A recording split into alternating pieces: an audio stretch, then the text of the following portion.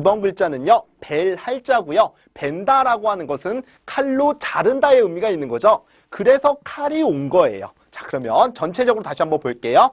이 글자는요, 해로울 해자라고 하는 건데요. 어떤 의미가 있느냐? 집이 있죠.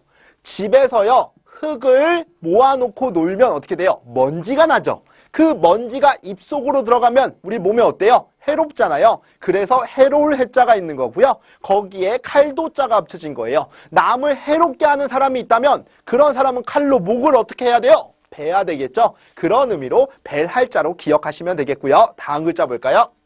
자, 이 글자는요, 머금을 함자라고 하고요. 머금는 게 뭐예요? 입속에 담고 있는 것을 머금다라고 하는 겁니다. 자, 여기 보시면 이재금자가 있죠. 그 다음에 입구자가 있죠. 이제라고 하는 것은 지금의 개념이라고 했었잖아요. 지금 입속에 음식을 담고 있어요.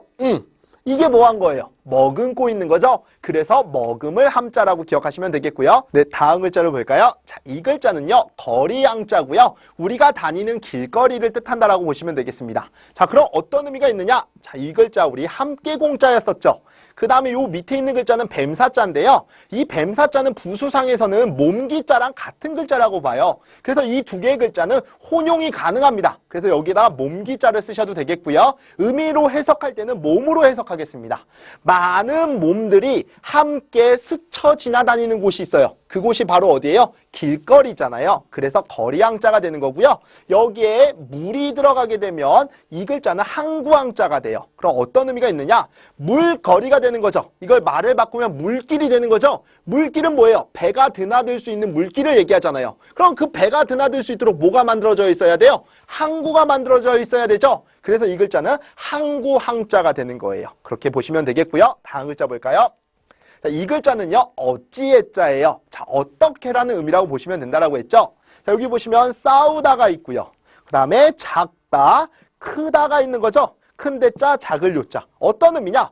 작은 애하고 큰 애하고 싸우는데 어찌해야 될지 모르겠어요. 그래서 어찌해. 이렇게 기억하시면 되겠죠. 다시 한번 정리하면 큰 아이와 작은 아이가 싸웁니다. 근데 나는 어찌해야 될지 몰랐다. 이렇게 기억하시면 되겠습니다. 어찌해 이렇게 기억하시면 되겠네요. 네, 다음 글자를 볼까요? 자, 이 글자는요, 바칠헌자고요. 우리 바친다는 건 어떤 의미예요? 어떤 높은 사람한테 드리는 걸 바친다라고 하는 거죠. 자, 여기 보시면 범이 있어요. 오늘은 범의 생일날입니다. 근데 범이라고 하는 것은 동물의 왕이죠. 이 왕의 생일날 초대를 받아서 가는 거예요. 빈손으로 갈 수 없겠죠? 그래서 여기 보시면 구분다리 솥이 있어요. 솥에다가 뭘 넣었어요? 게를 집어넣은 거죠? 개고기를 끓여가는 거예요. 그래서 이 범에게 뭐 하는 거예요? 갖다가 바치는 거죠? 그래서 바칠헌자로 기억하시면 되겠습니다. 다시 정리하면 범의 생일날 빈손으로 갈 수 없으니 구분다리 솥에다가 게를 끓여가서 바치더라. 이렇게 기억하시면 되겠죠? 바칠헌자고요. 자, 이 글자는요, 우리 부수 시간에 배웠던 구멍혈자죠. 자, 그럼 넘어가겠습니다. 자, 다음 글자 볼게요. 자, 이 글자는요, 본보기 형자라고 하고요. 또는 모형 형자라고도 합니다. 자, 어떤 의미가 있느냐? 우선 이 글자를 아셔야 되는데요. 자, 이 글자는 형벌 형자예요. 형벌이라고 하는 게 뭐예요? 우리 벌을 주는 거 형벌이라고 하잖아요.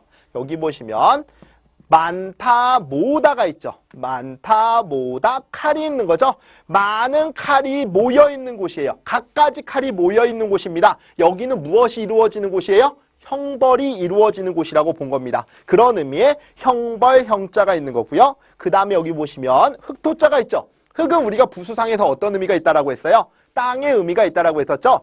이 땅에서 이루어지는 형벌들은요, 많은 사람들에게 뭐가 되는 거예요? 본보기가 되는 겁니다. 그런 의미의 본보기 형자라고 보시면 되겠고요. 중요한 글자니까 반드시 기억하시기 바랍니다. 자, 다음을 볼게요. 자, 이 글자는요, 반딧불 형자예요. 우리 시골에서 반딧불 많이 봤죠? 그 반딧불 보면은 우리 야광처럼요, 불빛이 나잖아요. 그 모습을 연상하면서 보시면 되겠습니다. 자, 이 벌레는요, 자기의 몸에 덮고 있어요. 무엇을 덮고 있냐면 불빛을 덮고 있는 벌레더라 이겁니다. 그게 바로 뭐예요? 반딧불이겠죠? 그래서 반딧불 형자라는 거 기억하시면 되겠고요. 네, 다음 글자를 볼까요? 자, 이 글자는요, 어조사 해자고요. 어떤 말이 끝나고 다른 말이 시작될 때 쓰이는 그냥 어조사예요. 자, 어조사라고 하는 것은요, 어떤 의미를 가지고 있는 것보다 그냥 말을 이어주는 역할을 한다라고 보시면 되겠습니다. 그냥 단순히 여러분이 해라고 하는 음만 기억하시면 되는데요. 자, 그림을 그리면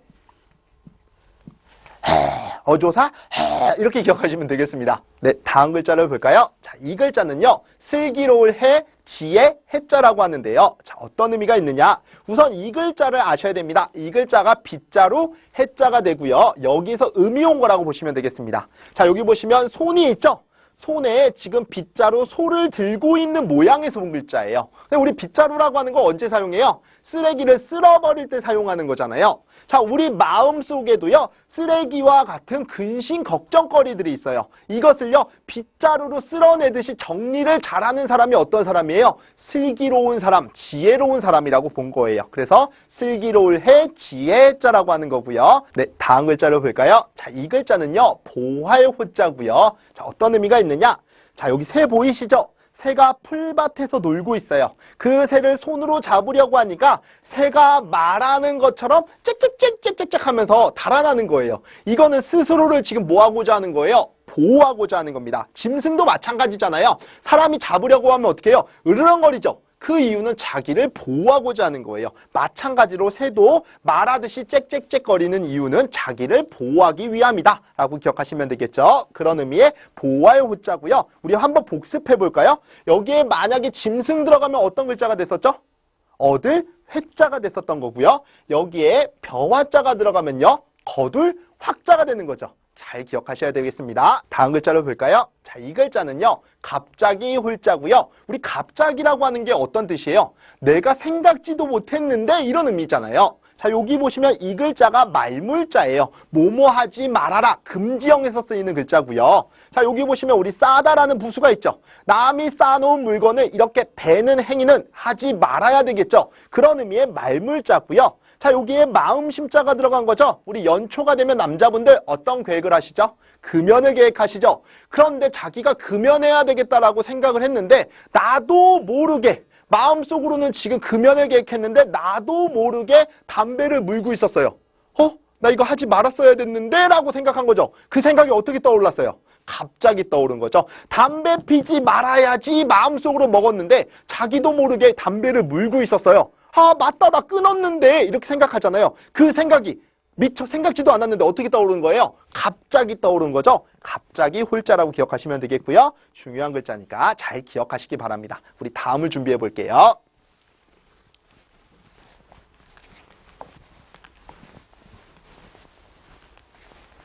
자, 이어서 보겠습니다. 자, 이 글자는요, 가죽신화, 신사화, 숙녀화 할 때 쓰이는 글자고요. 화라는 음은 여기에서 왔어요. 이 글자가 변화의 화 또는 될 화자고요. 어떤 의미냐면, 자, 사람이 있고 비수가 있죠. 사람에게 짧은 칼 비수를 갖다 대면 사람의 얼굴색이 어떻게 돼요? 변해요. 그래서 변화의 화 또는 될 화자라고 하는 거고요. 자, 여기 보시면 우리가 배웠던 가죽혁자가 있죠. 짐승의 가죽을 변화시켜서 사람들이 신고 다니는 신을 만든 거예요. 그게 무슨 신이에요? 가죽신이 되는 거죠. 가죽신 화자가 되는 거고요. 반드시 기억해야 되는 중요 글자입니다. 자, 다음 글자 볼까요? 자, 이 글자는요, 헛개비 환자라고 하고요. 우리 헛개비라고 하는 게 뭐예요? 내가요, 기가 쇠했을 때 보이는 것을 헛개비라고 하는 거죠. 자, 여기 보시면 특수한 기역자 갈고리가 있다라고 칩시다. 이 갈고리를 가지고 마늘을 캐고 있었는데요. 마늘이 갑자기 작게 두 개로 겹쳐 보이는 거예요. 그럼 내가 기가 쇠했기 때문에 뭐가 보이기 시작한 거예요? 헛개비가 보이기 시작한 거죠. 그래서 이 글자는 헛개비 환자가 되는 거고요. 이 글자랑 굉장히 유사한 글자가 있어요. 자, 어릴 유자가 있죠. 요거랑 요거 헷갈리시면 안 되겠습니다. 자, 기역자형 갈고리가 있는 거예요. 이 글자는 힘력자가 있는 거고요. 이렇게 갈고리질하면서 열심히 일하는데 마늘이 작게 두 개로 겹쳐 보이는 것은 이 사람이 헛것이 보이는 거다라고 기억하시면 되겠죠. 헛개비 한자고요. 중요 글자입니다. 네, 다음 글자를 볼까요? 자, 이 글자는요, 박골 환자고요. 우리 환전할 때 쓰이는 글자라고 보시면 되겠습니다. 자, 돈전자는요, 이렇게 쓰는 거고요. 자, 그럼 어떤 의미가 있는지 하나하나 자세히 한번 살펴볼게요. 자, 이 글자를 우선 먼저 아셔야 되는데요. 이 글자가요, 빛날 환자의 속자예요. 그래서 이 글자도 빛날 환으로 기억하시면 되겠고요. 어떤 의미가 있느냐? 자, 요 부분은 우리 칼도자와 같은 글자라고 했었죠. 자, 여기 울타리가 있는데요. 이 울타리라고 하는 것을 우리 자존심이라고 보시면 돼요. 자존심이라고 하는 울타리를 누군가가 칼과 같은 날카로운 것으로요, 자꾸 찌르는 거예요. 그런데도 좋게 이해하는 사람이 큰 사람이겠죠. 그런 사람이 결국엔 어때 보여요? 빛나 보이는 거잖아요. 그래서 빛날 환자예요.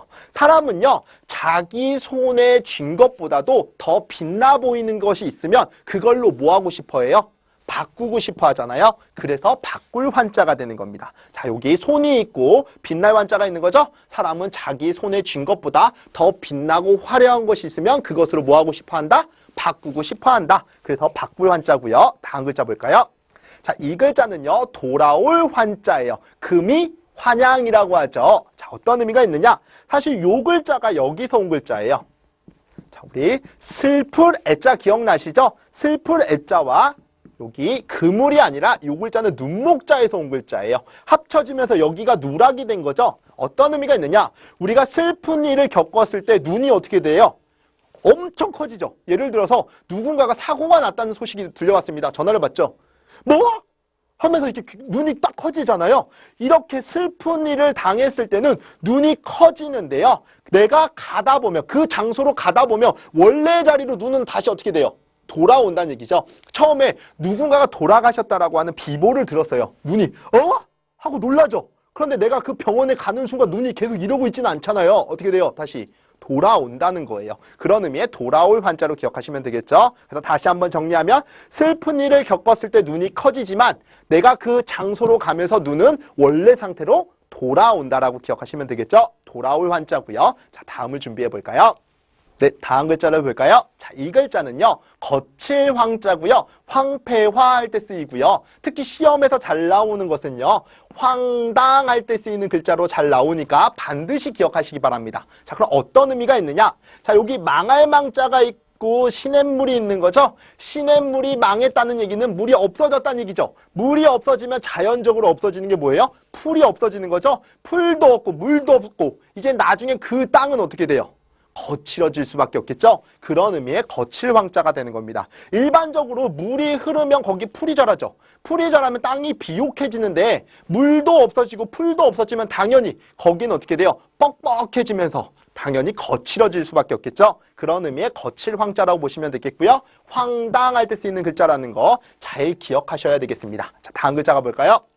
자, 이 글자는요, 돌회자예요. 사실 이 글자만도 돌회자라고 보는데요. 시험에서 더 잘 나오는 건 당연히 요 글자라고 보시면 되겠죠. 자, 그럼 어떤 의미가 있느냐? 자, 사람을 두고 빙글빙글 도는 모양에서 온 건데요. 여기에서는 멀리 가다라는 부수가 있는 거죠. 그래서 멀리 돌아서 간다라는 의미가 되는 거예요. 그래서 이 글자는 언제 쓰이는 거냐면 우회전, 좌회전할 때 쓰이는 글자예요. 멀리 돌잖아요. 그런 의미에서 쓰이는 글자고요. 그냥 쉽게 돌회자를 써라 그러면 얘를 연상하시면 되겠습니다. 멀리 돌아간다라고 기억하시면 되겠고요.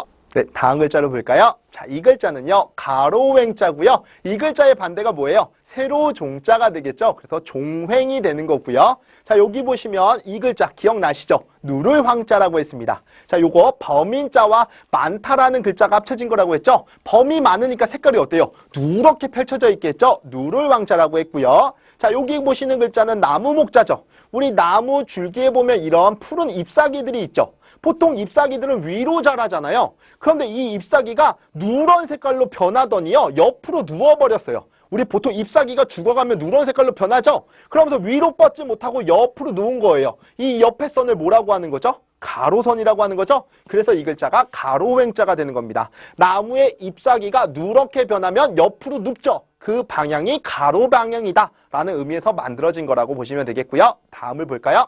자, 오늘의 마지막 글자입니다. 이 글자는요, 공훈자고요. 우리나라에 공을 세우면 뭘 받아요? 훈장을 받죠. 이렇게 음까지도 같이 기억하시면 되겠습니다. 어떤 글자냐면 거무륵자 보이시죠?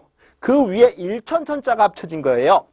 검은 자객 1000명이 우리나라로 쳐들어왔습니다. 그것을 누군가가 혼자의 힘으로 막아냈어요. 그럼 나라에 뭘 세웠어요? 공을 세웠죠. 그래서 나라로부터 뭘 받았어요? 훈장을 받았다라고 기억하시면 되겠죠. 그래서 공훈이라고 기억하시면 되겠고요. 훈장할 때 쓰이는 글자예요. 그렇게 여러분들이 배운 내용을 가지고 잘 기억하시면 이러한 글자들 쉽게 여러분들이 연상하면서 쓸 수 있으리라 생각합니다. 자, 이렇게 해서요. 1일차부터 8일차까지 글자를 다 배우셨는데요. 자, 단순히 여러분들이 지금 배운 거는 낱글자밖에 안 되는 거예요. 여러분이 시험을 보기 위해서는요. 시험 유형에 익숙해지는 것이 더 중요합니다. 지금까지 배운 것들은 바탕이 되는 거고요. 이것을 바탕으로 문제를 잘 풀어가면서 준비를 잘 하시기 바랍니다. 모두 수고하셨습니다.